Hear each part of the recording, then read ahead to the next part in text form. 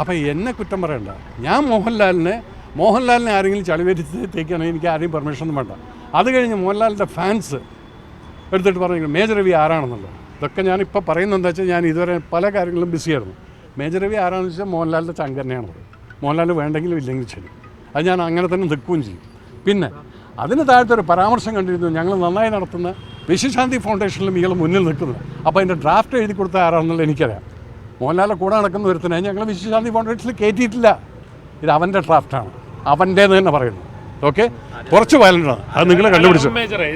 ഇപ്പോഴും ഒരു സംശയം നിൽക്കുന്നത്, ആന്റണി പെരുമ്പാവൂർ പറയുന്നു ഞങ്ങൾ കഥ കണ്ടിട്ടുണ്ട് പക്ഷെ പടം കണ്ടില്ല, പടം കണ്ട കാര്യത്തിൽ ഉറപ്പ് പറയുന്നില്ല. മേജർ പറയുന്നു ഇവർ പ്രിവ്യൂ കണ്ടിട്ടില്ലെന്നുള്ളത്. അതിലെന്താ മേജർ ഒരു ഉറപ്പ് പറയാം? ഇവർ പ്രിവ്യൂ കണ്ടിട്ടില്ലെന്ന് നിങ്ങൾ ആനയോട് ചോദിക്കൂ. അല്ല, ആനെ അതിൽ ഉറപ്പ് പറഞ്ഞിട്ടില്ല. മേജർ നിങ്ങൾ എന്റെ ബാങ്ക് എന്റെ പടമാണോ? ഞാൻ ഡയറക്ട് ചെയ്തിട്ടില്ല, എന്റെ പ്രൊഡ്യൂസർ. മേജർ ഉറപ്പിച്ച് പറയുന്നുണ്ട് പ്രിവ്യൂ മോഹൻലാൽ കണ്ടിട്ടില്ലെന്നുള്ളത്. അതില്ലെന്ന് പറഞ്ഞു കഴിഞ്ഞാൽ നിങ്ങൾ എന്നെ നുണയനാക്കിയിട്ട് ഇപ്പൊ പറഞ്ഞിട്ടുണ്ടല്ലോ. നിങ്ങൾ പ്രൂവ് ചെയ്യുന്നത് ഞാൻ പറഞ്ഞത് നുണയാണെന്നുള്ളത്.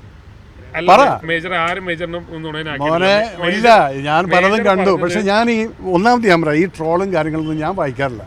എൻ്റെ ലൈവും കൊടുത്തിട്ട് ഞാനങ്ങ് പോകും. അതിൻ്റെ താഴത്ത് തെറി വിളിക്കുന്ന മുഴുവൻ ഒരു പർട്ടിക്കുലർ കാറ്റഗറിക്കാരാണെന്നുള്ളത് നമുക്കറിയാം. പക്ഷേ I am not bothered about it. മോനെ, ബുള്ളറ്റുകളെ ഫേസ് ചെയ്തിട്ടില്ല, പിന്നെയാണ് നിങ്ങളുടെ സൈബർ അറ്റാക്ക്.